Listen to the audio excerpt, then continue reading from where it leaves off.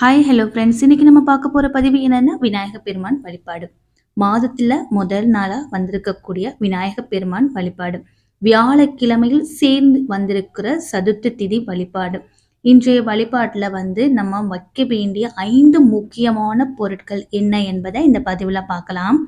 Subscribe பண்ணாதவங்க subscribe பண்ணுங்க.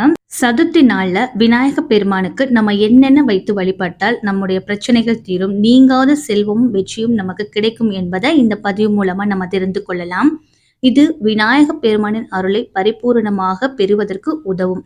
சதுர்த்தி தினத்தில் விநாயகருக்கு மறக்காம நம்ம 5 பொருட்கள் வைக்க வேண்டும். அது என்ன பொருட்கள் என்பதை இந்த பதிவுல பார்த்துடலாம். வீடியோ ஸ்கிப் பண்ணாம பாருங்க. ஒவ்வொரு தமிழ் மாசத்திலும் 2 சதுர்த்தி திதி வரும். அவை விநாயகருக்கு ரொம்ப ரொம்ப முக்கியமானவை.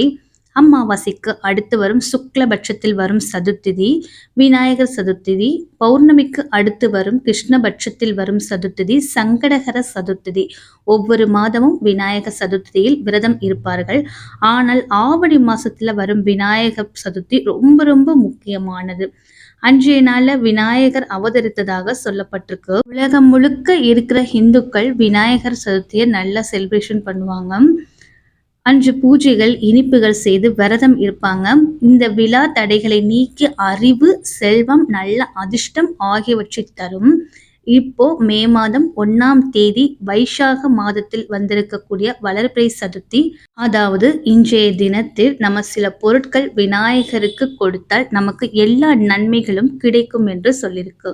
விநாயகருக்கு படைக்க வேண்டிய முக்கியமான முதல் பொருள்ல செந்தூரம். பொதுவாகவே செந்தூரம் ஆஞ்சநேயருக்கு ரொம்ப ரொம்ப பிடிக்கும் என்பது நம்ம எல்லாருக்குமே தெரியும். ஆஞ்சநேயரை போலவே விநாயகருக்கும் செந்தூரம் வைத்து வழிபாடு செய்வாங்க. விநாயகருக்கு செந்தூரம் அலங்காரம் செய்வது ரொம்ப ரொம்ப பிடிக்கும். குறிப்பா விநாயகர் சதுர்த்தியில் செந்தூரம் வைத்து வழிபாடு செய்வது நமக்கு ரொம்ப ரொம்ப நல்லது. இரண்டாவது, ரொம்ப ரொம்ப விநாயகருக்கு பிடிச்சது இரண்டாவது பொருள் என்னன்னு பார்த்தீங்கன்னா அருகம்புல். ரொம்ப நமக்கு ஈஸியா நமக்கு கிடைக்கக்கூடிய இந்த ஒரு பொருள். அருகம்புல்ல நம்ம விநாயக பெருமானுக்கு வைத்து வழிபாடு செஞ்சோம்னா நமக்கு இருக்கக்கூடிய தடைகள் அனைத்தும் நீங்கும் என்று சொல்லப்பட்டிருக்கு. விநாயகருக்கும் அருகம்புல்லுக்கும் ஒரு முக்கியமான தொடர்பு உண்டு. விநாயகருக்கு அருகம்புல் என்றால் ரொம்ப ரொம்ப பிடித்த ஒண்ணு. அருகம்புல் சாப்பிட்டால் ஜீரணம் சரியாகும், நம்மளுடைய வலிகள் எதுவா இருந்தாலும் குறையும் என்று சொல்வாங்க. பூஜையின் போது நம்ம 21 அருகம்புல் விநாயக பெருமானுக்கு கொடுத்தால் ரொம்ப ரொம்ப நல்லது. நம்ம கேட்டது நமக்கு எல்லாமே நல்லபடியா நடக்கும் என்று சொல்றாங்க. மூன்றாவது சங்கு. விநாயகர் படங்களில் சங்கு வைத்திருப்பதை நம்ம பார்த்திருப்போம். ஹிந்து மதத்துல சங்கு ரொம்ப ரொம்ப முக்கியமானது. சங்கு ஒலி என்பது ரொம்ப ரொம்ப புனிதமானது. அதனால் விநாயகர் பூஜையில் சங்கு ஊதுவது ரொம்ப நல்லது. சங்கினை விநாயகருக்கு கொடுப்பது ரொம்ப ரொம்ப நல்லதுன்னு சொல்றாங்க. நான்காவது மோதிச்சூர் லட்டு. விநாயகருக்கு மோதிச்சூர் லட்டு ரொம்ப ரொம்ப பிடிக்கும் என்பது எல்லோருக்குமே தெரிந்த ஒரு விஷயம்தான். அவருடைய பெரிய வயிறு லட்டு மீதுள்ள ஆசையை காட்டுகிறது. நிறைய இனிப்புகள் இருந்தாலும் அவருக்கு மோதிச்சூர் லட்டு ரொம்ப ரொம்ப பிடித்தமானது. சதுர்த்திதியில் மோதிச்சூர் லட்டு கொடுத்தால் நமக்கு நல்ல பலன்கள் கிடைக்கும். ஐந்தாவது மோதகம். விநாயகருக்கு ரொம்ப ரொம்ப பிடித்த உணவு மோதகம். அதனால் அவருக்கு மோதக பிரியர் என்ற பெயரும் உண்டு. அரிசி மாவில் செய்த இந்த இனிப்பு கொழுக்கட்டை தேங்காய், வெல்லம் வைத்து வேக வைப்பார்கள். இது விநாயகருக்கு ரொம்ப பிடித்தமானது. இது அன்பு, பக்தியை காட்டுகிறது. சதுர்த்திதியில் விநாயக பெருமாருக்கு மோதகம் கொடுத்தால் விநாயகர் சந்தோஷமாக நமக்கு ஆசீர்வாதம் செய்வார்.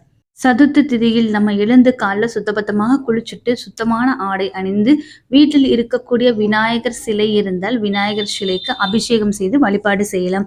விநாயகர் சிலை இல்லாதவர்கள் விநாயகர் திருவுருவப்படத்திற்கு சந்தனம், குங்குமம் வைத்துவிட்டு விநாயகருக்கு பிடித்த அருகம்புல் மாலையை வைத்து வழிபாடு செய்யலாம். இன்றைய தினத்தில் விநாயகருக்கு பிடித்த மோதகம், லட்டு, வடை, பாயாசம், உங்களால் என்ன இனிப்பு பலகாரங்கள் செய்ய முடியுமோ அதை வைத்து நாம் விநாயகரை வழிபாடு செய்யலாம்.